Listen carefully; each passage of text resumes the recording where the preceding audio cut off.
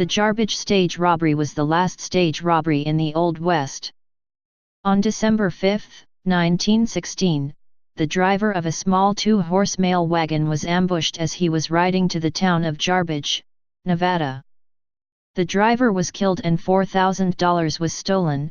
However, 3 suspects were arrested shortly afterward, including a horse thief named Ben Kuhl. Kuhl would eventually become the first murderer in American history to be convicted and sent to prison by the use of palm print evidence. The stolen $4,000 was never recovered and is said to be buried somewhere in Jarbidge Canyon. According to author Ken Weinman, the Jarbidge Stage Robbery is one of the best authenticated buried treasure stories in Nevada's long history. Background: in 1916, Jarbidge, Nevada, was one of the state's most isolated communities, located within Jarbidge Canyon, along the Jarbidge River, about 100 miles north of Elko, Nevada, and 65 miles south of Rogerson, Idaho. There was a Native American village nearby, called Oahe, but it was just as remote as Jarbidge. The town was founded as a tent city in 1909, due to a gold rush, which brought about 1,500 people to the area. The winters there are very severe though, and by the spring of 1910 the population had reduced to just a few hundred.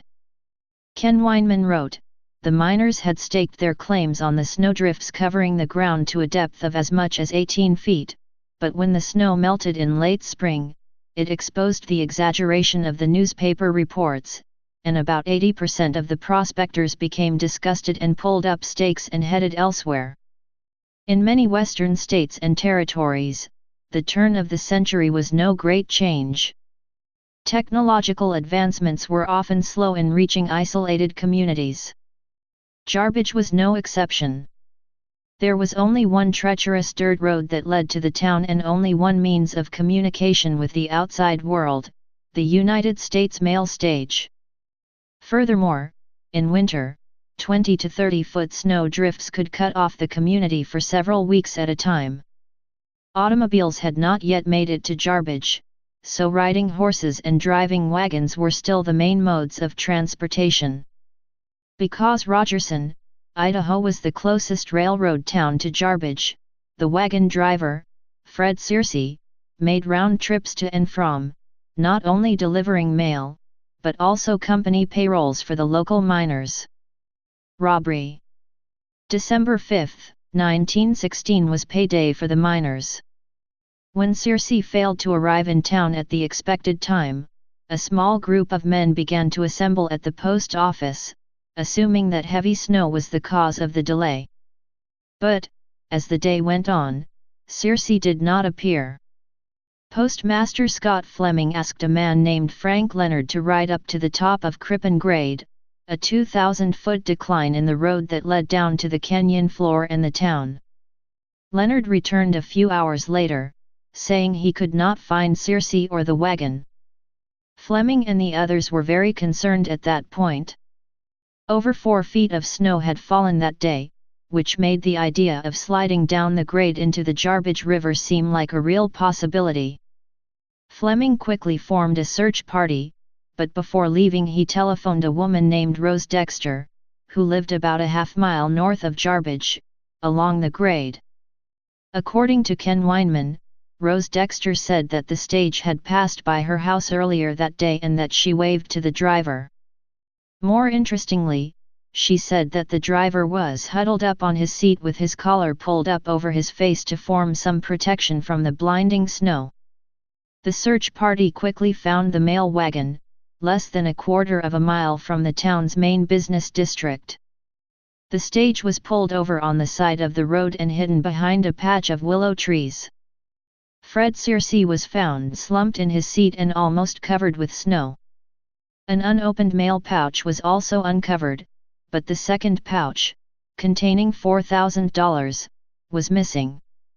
Weinman says that at first the search party thought that Searcy had frozen to death in the extreme cold, but closer examination revealed that he had been shot in the head at a very close range.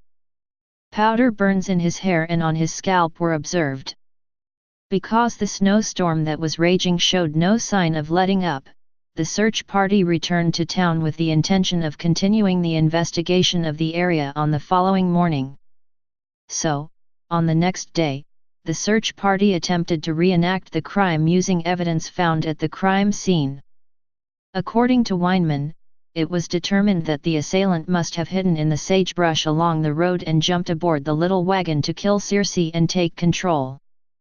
However, the Nevada State Archivist, Guy Rocha, claims that Ben Kuhl later confessed to the murder and said that he killed Searcy over a dispute about how to split the money, alleging that Searcy was in on the crime. After the reenactment, another patrol around the area was made and the searchers found both human and dog footprints in the snow. The tracks led down to the river and at its bank a blood-stained shirt was found lying on the ground. While the search party was looking around, a stray dog that had been following the group began scratching at the dirt. A few seconds later, the dog unburied the second mail pouch. The bottom was cut open and $4,000 in bills and gold coins was missing.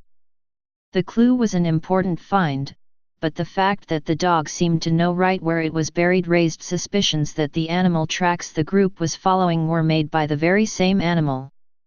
The search party compared the dog's feet to the footprints in the snow and it was a perfect match. Then they wondered about who the dog would follow through the storm and they decided that Ben Kuhl was the one the dog was most attached to. Aftermath. Kuhl and two of his associates, Ed Beck and William McGraw, were arrested at their cabin without any trouble and a .44 caliber ivory-handled revolver was found in their possession. According to Ken Weinman, Kuhl proclaimed his innocence, saying that he spent the night in the Jarbidge saloon. Witnesses confirmed that they saw Kuhl in the saloon, but because they could not say at what time their testimony was meaningless. Kuhl could have left the bar, committed the crime, and then returned in a relatively short amount of time. After his arrest, a background check revealed that Kuhl had a long criminal record. In 1903, he served 4 months in jail at Marysville, California for petty larceny and, at some other time, he was sent to the Oregon State Penitentiary for stealing horses. Furthermore, Kuhl had recently been released from jail on a $400 bond and had already been arrested in Jarbidge previously, for trespassing on private property. The trial was held in the Elko County Courthouse. District Judge Errol J. L. Tabor presided over the case and District Attorney Edward P. Carville was the prosecutor. The evidence gathered by the search party was all circumstantial, but 2 forensic scientists from California linked a bloody palm print on an envelope to Kuhl. For this, Judge Tabor sentenced Kuhl to death and gave him a choice as to how it should be done. Kuhl chose execution by firing squad, but the Nevada Board of Pardons later voted to commute his sentence to life in prison. Beck received a life sentence as well and McGraw turned state's evidence. All 3 were transferred to the Nevada State Prison together in October 1917. Kuhl spent almost 28 years in prison before his release on May 16, 1945.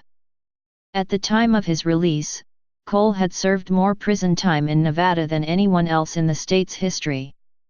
Weinman says that the $4,000 was never recovered and that Kuhl never admitted to the crime or the existence of buried money, even though the police offered him time off his sentence if he revealed its location. Beck was paroled on November 24, 1923. Today the town of Jarbidge remains a small and isolated place with a population of less than 100. Many of the old buildings that stood during the time of the robbery are still intact, including the jailhouse in which Kuhl was held. In 1998, a plaque was placed in front of the jail. It reads, Jarbidge Jail.